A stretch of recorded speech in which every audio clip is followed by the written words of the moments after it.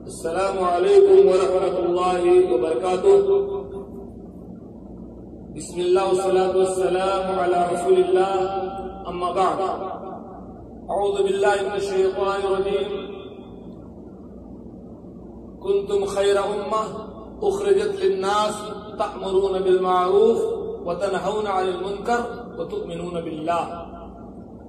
تم ایک بہترین امت ہو، تمہیں لوگوں کے لیے نکالا گیا ہے، تم لوگوں کو بھلائی کا حکم دیتے ہو، برائی سے روکتے ہو، اللہ پر ایمان رکھتے ہو۔ یہی امت مسلمہ کا فریضہ ہے۔ آج ہمارے ساتھ برادر محترم فضیلۃ الشیخ ریاض الدین جمال الدین فیضی حفظہ اللہ موجود ہیں۔ آپ کی دعوتی زندگی میں بڑی خدمات ہیں، بڑی کوششیں آپ کی ہیں۔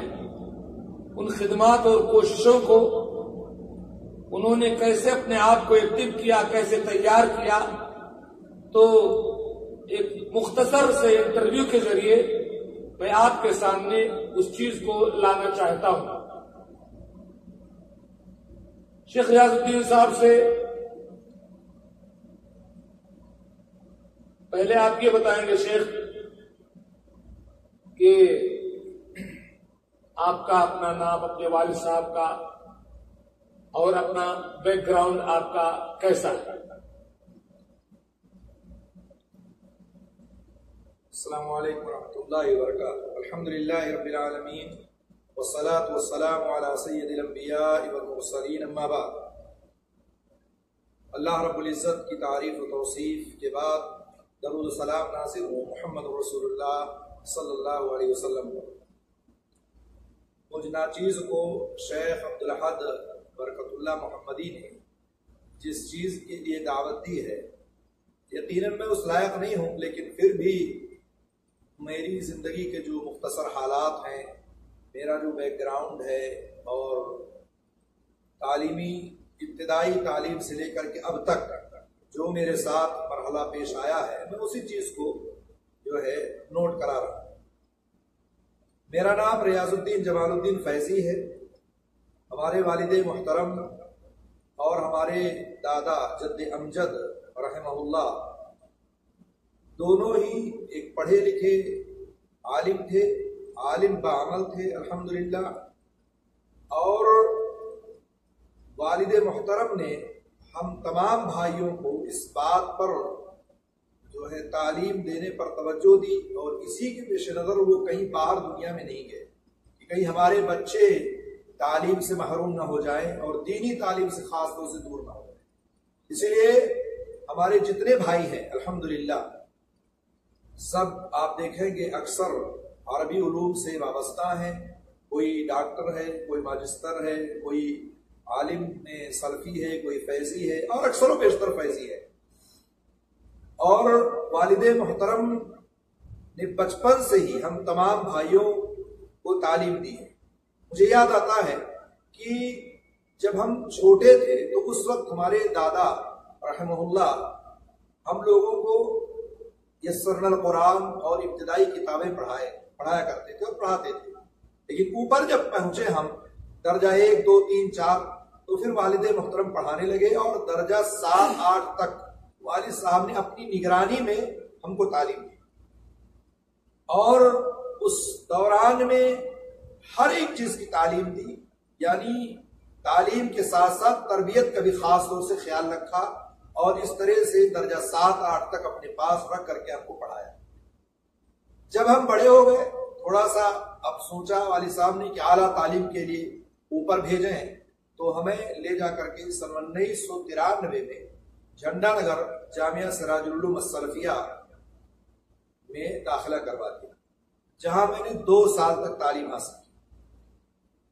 جب 1995 میں وہاں سے میں 94 کے بعد 95 میں جب نکلا، تو 95 میں والد صاحب لے جا کر کے جامعہ اسلامیہ فیضیاب میں داخلہ کروا دیا، جو ہے 4تھی جماعت میں، اور وہاں پھر آخر تک جو ہے یعنی فضیلت آخر تک میں نے تعلیم حاصل کی، اور اس کے بعد सन 1999 में मैं फरागत हासिल की है।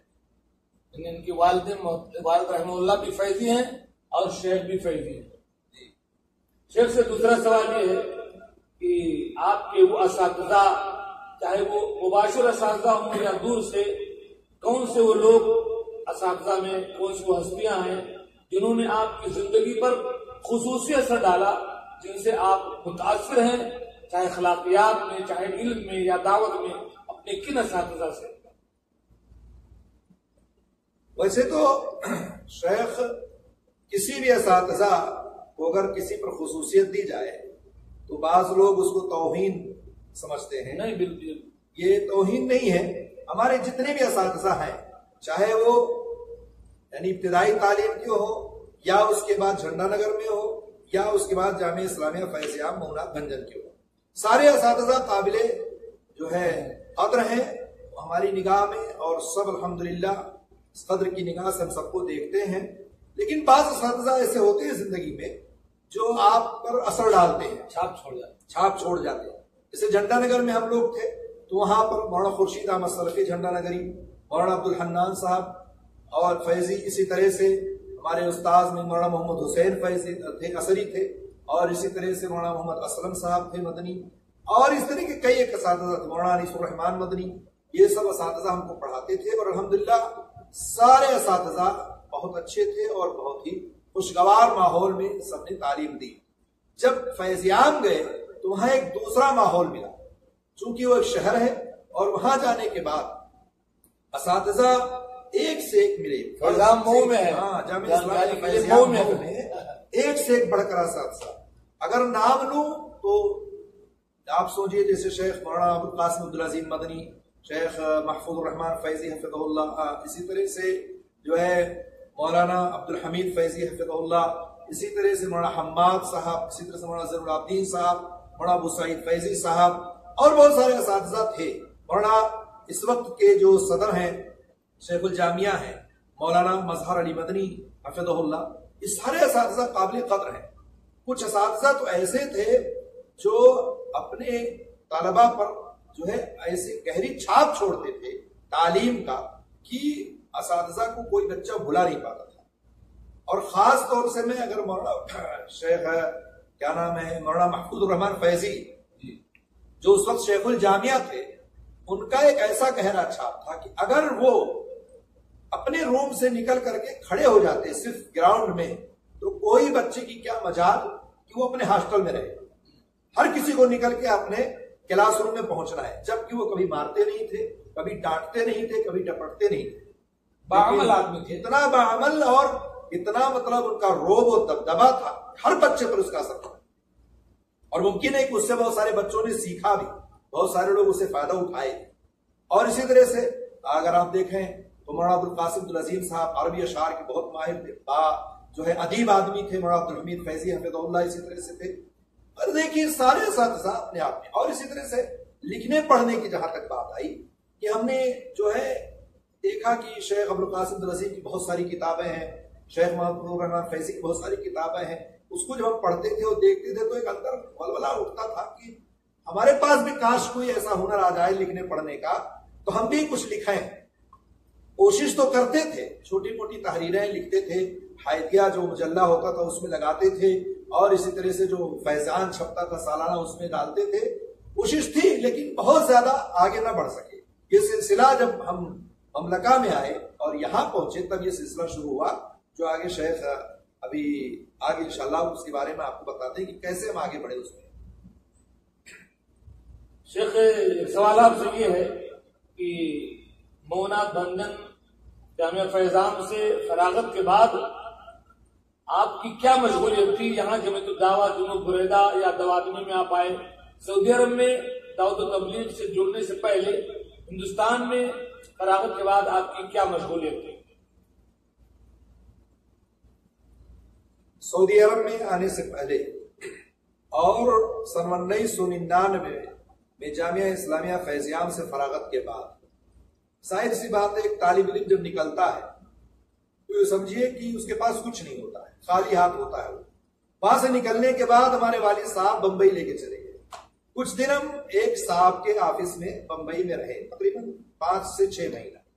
اس کے بعد پھر ہم دہلی چلے آئے اور دہلی آنے کے بعد پھر حافظ شکیل میرٹھی صاحب ایک ادارہ چلاتے تھے میرٹھ خندق بازار میں، جس کے صدر مدرس مولانا ہارون صاحب سنابلی ہوا کرتے تھے، جو اس وقت ناظم عمومی ہے جمعیت اہل حدیث مرکزی اہل حدیث سندھ کے، وہ اس وقت صدر مدرس ہوا کرتے تھے.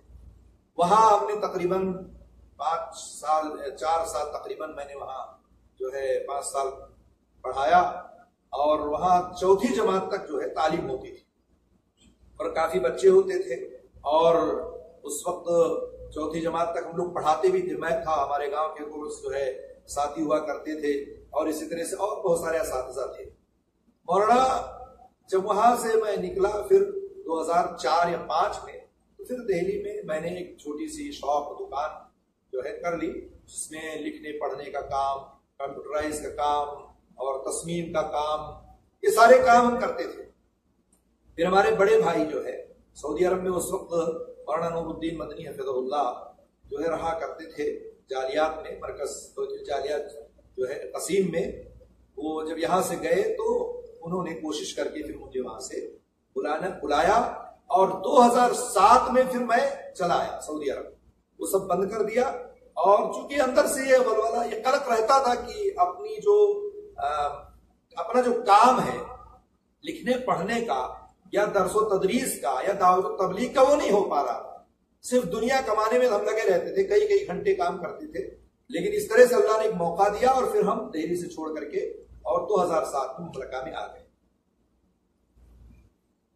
بطور تحدیث نعمت میں ذکر کر دوں، شیخ ریاض الدین فیضی، آپ انٹرنیٹ اور کمپیوٹر کی بہت ساری چیزیں خود ہم نے شیخ سے سیکھی، اور بہت آسانی کے ساتھ کافی وقت دے کر کے انہوں نے میرے پوچھنے پر کچھ چیزیں سکھائی ہیں، اور کچھ چیزیں جو نیٹ میں کوئی اپلیکیشن، کوئی چیز جو دعوت و تبلیغ میں کام آتی تھی، شیخ خود مجھے فون کر کے یا جب میں ان کے پاس بیٹھتا تھا بتاتے تھے کہ یہ چیز نوٹ کر لو، یہ چیز نوٹ کر لو، اس میں یہ فائدہ ہے. تو الحمدللہ کافی میں نے ان سے استفادہ کیا ہے، اسی لیے میں متاثر ہوں، اور میں نے چاہا تھوڑی سی ان سے گفتگو کی جائے. شیخ، آپ کے اندر خطابت کی صلاحیت کے ساتھ ساتھ ترجمہ و تعلیق کا جذبہ کیسے اتنا زیادہ پیدا ہوا؟ خطابت کا جہاں تک مسئلہ ہے شیخ، تو پڑھائی کے دور سے ہی جمعہ وغیرہ پڑھایا کرتے تھے، اور والد صاحب ہمارے اللہ تعالیٰ ان کی مغفرت فرمائے ابھارا کرتے تھے اور کہا کرتے تھے کہ میرے سامنے خطبہ دو تاکہ مجھے پتا چلے کہ تم کیا بول رہے ہو. ان کی موجودگی میں ہم نے کئی بار جمعہ پڑھایا، کئی غلطیاں ہوئیں، بعد میں اصلاح کیا انہوں نے، اور اس کے بعد یہ سلسلہ چلتا رہا، خطابت کرتے رہے، جمعہ پڑھاتے رہے. میرٹھی میں میں جتنے سال تھا اتنے سال ایک مسجد میں نے امامت و خطابت بھی کیا. ادھر صبح تعلیم ہوتی تھی، پڑھاتے تھے بچوں کو، اور صبح کے بعد ظہر سے لے کے فجر تک مسجد میں رہتے تھے اور خطابت بھی کرتے تھے اور امامت بھی کرتے تھے. یہ ساری چیزیں ہم جو ہے وہاں کرتے رہے، اس لیے عادت بنی رہی، اس میں کوئی کسی بھی طرح کی دقت و پریشانی نہیں ہے.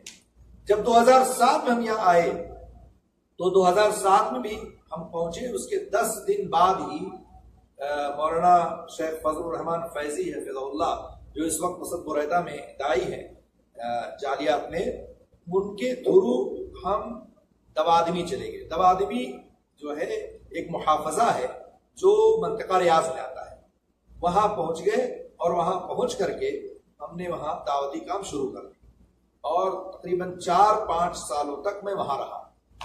اسی دوران درس تدریس کا سلسلہ چلتا رہا کہ ہماری ملاقات ہمارے ایک شیخ تھے مولانا شبیر احمد نورانی حفظہ اللہ، وہ ہوا کرتے تھے. تو وہ اکثر کتابیں لکھا کرتے تھے، تراجم کا ترجمہ کرتے تھے، اور اسی طرح سے ان کی جو ہے بہت ساری کتابیں بھی تقریباً چھپی ہوئی ہیں، جو مملکہ میں چھپی اور ان کے ملک میں بھی چھپی.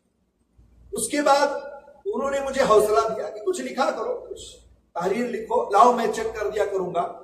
تو میرے اندر تھوڑا سا ہمت بڑھی، وقت ہوا کرتا تھا اور مکتب میں بھی ٹائم رہتا تھا، تو میں کچھ لکھ کر کے لے کے جایا کرتا. مجھے یاد ہے سب سے پہلی کتاب میں نے عربی میں ایک ترجمہ تھی مولانا عبدالعزیز الفائز کی جو مکہ میں ہوا کرتے ہیں، ان کی کتاب تھی توجیحات و تنبیہات للفتاة المسلمہ، ترجمہ کر کے میں لے کے گیا پوری کتاب کی، چھوٹے چھوٹے اس میں توجیحات تھے، 30-35 توجیحات ایسے ہیں، بڑی مقبول ہوئی اس وقت، میں اس کو چھپوایا تھا۔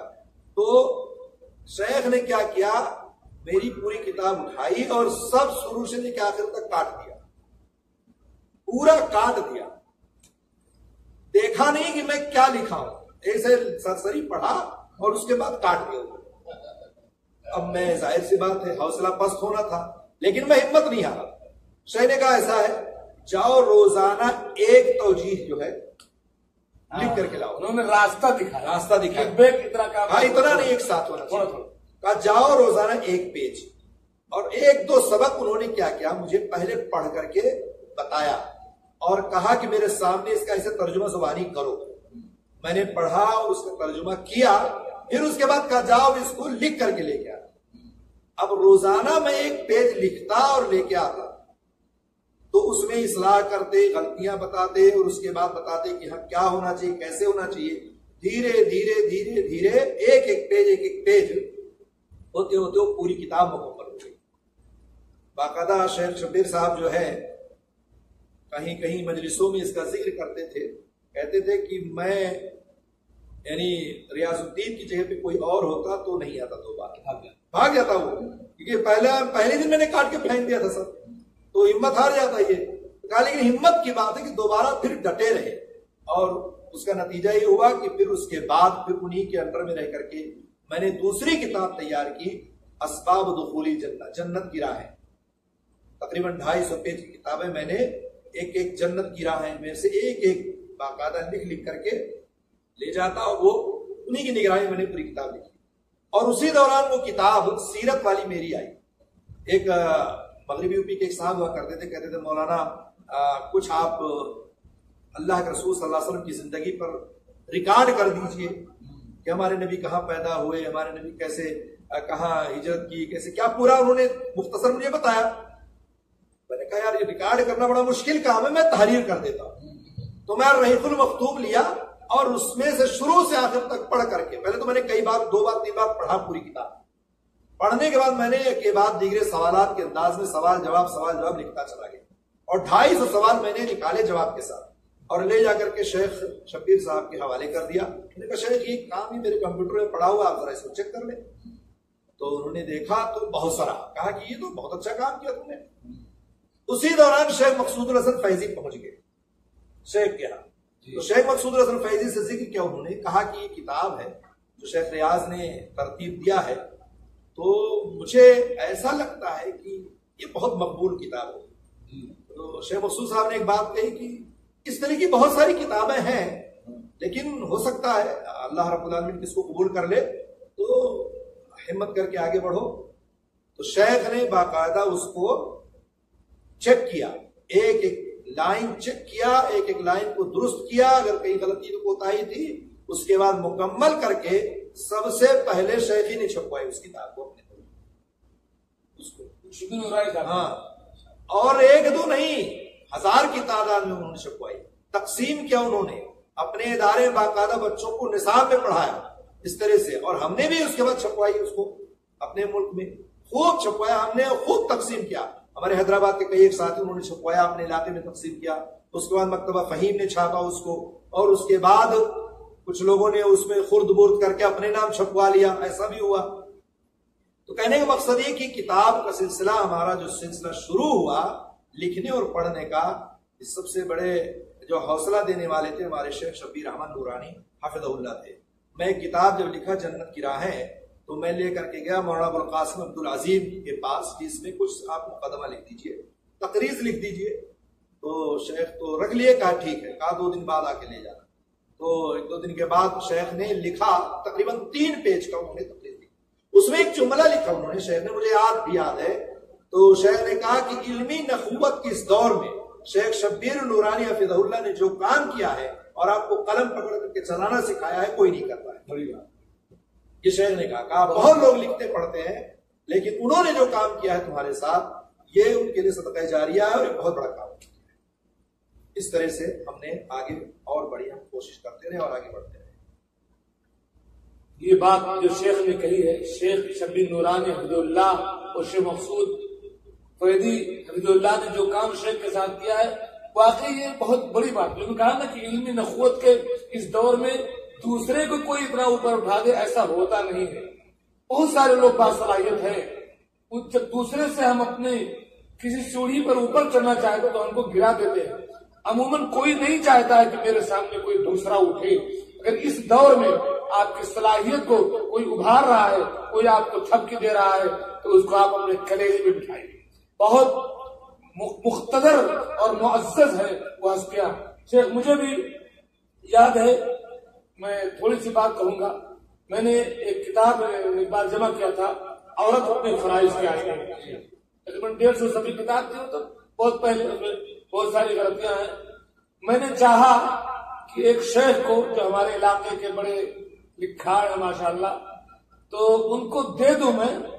لوگوں نے کہا کہ اس سے چیک کراؤ. جب میں ان کو دینے گیا تو وہی بات ہے، انہوں نے کہا کہ میں خود اس موضوع پر کتاب لکھ رہا ہوں. انہوں نے نہیں توجہ دیا، میری کتاب کو نہیں لیا. پر ان کی کتاب بعد میں آئی، میں نام نہیں لوں گا. مجھے سخت تکلیف ہوئی. آپ خود لکھ رہے ہیں، آپ تو بڑے عالم ہیں، آپ کی بڑے میرے طالب علم کی چھوٹی سی کتاب تھوڑا سا آپ چیک کر لیتے. لیکن بہرحال اللہ تعالیٰ جزائے خیر دے. مولانا نیاز احمد مدنی رحمہ اللہ کو انہوں نے مجھے اشارہ دیا خیر العلوم میں. پھر میں نے کسی سے چیک کروایا، اس کے بعد وہ کتاب میری چھپی. تو میں یہ کہنا چاہتا ہوں، اس وقت ہم کتاب ترجمہ و تعریف کی بات کر رہے ہیں. اس دور میں اگر کوئی آپ کی کسی صلاحیت کو ابھارتا ہے، پبلک کے سامنے لاتا ہے، آپ کو ہمت دیتا ہے، تو واقعی بڑی بات ہے. اور میں دل سے سلام کرتا ہوں استاد محترم شبیر احمد نورانی کو، جنہوں نے شیخ ریاض کو تیار کیا. اور یہ اتنے تیار ہوئے کہ آج میں مجبور ہوا کہ میں آپ کا انٹرویو لے کر کے آپ کے سامنے اس بات کو واضح کروں. شیخ تقریباً 2 سوال کا جواب آپ نے ایک ساتھ ہی دے دیا، لیکن میں یہ چاہتا تھا کہ یہاں کی بات آ جائے تھوڑی سی کہ آپ کے اس کام میں، ترجمہ و تعلیف کے کام میں، علمی طور پر اور عملی طور پر، علمی عملی مشاورتی طور پر سعودی عرب میں کن لوگوں کی محنت شامل حال ہے؟ جی شیخ، علمی اور مشاورتی طور پر پہلا نام تو شیخ شبیر صاحب کا آپ رکھیں. انہوں نے جو ہمارے ساتھ کام کیا اور الحمدللہ وہ انہوں نے ابھارا اور سراہا. لیکن جب ہم دوادمی سے بریدہ تشریف لائے، تو بریدہ جب آئے ہم، تو یہاں بھی ہمیں پھر ایک راستہ اور ملا. راستہ یہ ملا کہ مولانا، جب میں جالیات جنوب بریدہ میں آ گیا بطور مترجم، بطور داعی، تو ہمارے بہت ہی قابل قدر سمجھیے استاذ ہیں، جن کا نام خالد الجریش حفظہ اللہ و تولا ہے. انہوں نے ایک سلسلہ قائم کیا. اس سلسلے میں انہوں نے کیا کیا کہ پہلے تو چھوٹی چھوٹی کلپ مجھے بھیجتے گئے عربی کی کہ اس کا ترجمہ اردو اور ہندی میں کرو، اور اس کے بعد سوشل میڈیا پہ اس کو نشر کرو. میں اس سلسلے کو بار بار کرتا رہا. یعنی ابھی ایسا انہوں نے طے کر لیا مجھ سے کہ ہفتے میں 2 بار ہم بھیجیں گے، پھر کہا ہفتے میں 3 بار بھیجیں گے. 2 اور 3 کا سلسلہ چلتا رہا. اس طرح سے کئی جو ہے انہوں نے میرے پاس مقطع بھیجتے گئے اور دھیرے دھیرے شیخ نے پھر اس کو کاٹ چھانٹ کر کے عربی میں اس کو کتابی شکل دی. جیسے صفت صلاۃ النبی انہوں نے سب سے پہلے شروع کیا، اور اس کے بعد پھر اخطاء الصلاۃ ہے، پھر اس کو شیخ نے ترتیب دے دیا، پھر بعد میں کتاب کی شکل بن گئی کتابچے کی. اسی طرح سے عقیدے پر ہے، عقیدے کو اور شیخ نے ترتیب دے دیا. ایسے دھیرے شیخ کی کئی کتابیں آتی گئی، اور الحمدللہ جتنی بھی کتابیں شیخ کی اس وقت ہیں سب کا میں نے ترجمہ کیا ہے، اور تقریباً سب چھپ چکی ہیں. اور ساری کتابیں چھپ کر صرف ایک کتاب آخری مرحلے میں جو ہے وہ بھی نہیں چھپی ہے، العقیدہ اولاً 50 درساً فی العقیدہ جو ہے وہ تیار ہے، چھپنے کو جانے کو تیار. باقی الحمدللہ شیخ شبیر کے بعد شیخ خالد الجریش حفظہ اللہ نے بھی کافی آگے بڑھایا. اس کے ساتھ بیچ میں ایک نام اور ہے جن کی کئی کتابیں میں نے ترجمے کیے. ان میں سے ہے کہ ایک ہے مسرت بن محسن القحطانی. یہ وزارت الشؤون اسلامیہ جو ہے کہ داعی ہوتے ہیں، اور اسی طرح سے دمام میں ہوتے ہیں، خطیب ہیں، ان کی کئی کتابیں ہیں جس کا میں نے ترجمہ کیا اور اس کے بعد وہ کتابیں بھی چھپی. انہوں نے بھی کافی کتابیں مجھے دی، ایک چھوٹی چھوٹی کتابچے تھے اور اس طرح سے کتابیں چھپتی چلی گئی. الحمدللہ کئی کتابیں ہوئی. تو اس طرح سے اس لائن میں شیخ شبیر صاحب اور خالد الجریش حفظہ اللہ، اسی طرح سے جو ہے مسند بن حسین القحطانی حفظہ اللہ، اسی طرح سے ایک چوتھا نام اگر آپ جوڑ دیں جس میں شیخ فضل الرحمان فیضی حفظہ اللہ، میں وہی انتظار کر رہا مدنی و تھا، فیضی حفظہ اللہ ہے، جی جنہوں نے میری تقریباً اکثر کتابوں کی شیخ شبیر نورانی کے بعد ساری کتابوں کا شیخ نے جو ہے مراجعہ کیا. میں لکھتا اور شیخ کو دیتا اور شیخ مراجعہ کرتے، تصحیح کرتے، غلطیوں پر انگلی رکھتے اور اس کے بعد بتاتے، اصلاح بھی کرتے. اور اس طرح سے شیخ فضل الرحمان فیضی حفظہ اللہ نے بھی کافی جو ہے میرے ساتھ تعاون کیا اور مراجعہ اور نظر ثانی میں ان کا پورا جو ہے میرے ساتھ جو ہے ساتھ رہا. اس طرح سے یہ کام، یہ سلسلہ چلتا رہا. اور اسی طرح سے اگر میں یہ بھی جوڑ دوں کہ میرے والد محترم جب باحیات تھے اور جب میں چھٹی جایا کرتا تھا تو چھٹی میں جاتا تو کوئی نہ کوئی کتاب لے کر جاتا تھا. آپ کے والد کی وفات کب ہوئی شیخ؟ ہمارے والد کی وفات جو ہے 2021 میں ہوئی. تو جب میں چھٹی جاتا تھا شاید تو میں کوئی نہ کوئی کتابچہ لے کے جاتا تھا کہ اس کا ترجمہ کروں گا. تو صبح فجر کی نماز کے بعد میں اور والد صاحب پڑھ کے آتے فجر، بیٹھتے اور گھنٹہ 2 گھنٹہ یہ کام کرتے تھے. چائے پانی ہوتا اسی میں اور کتابوں کا سلسلہ جاری رہتا. میں لکھتا، شیخ والد صاحب بولتے، میں لکھ کر کے بتاتا کہ ایسا ہے.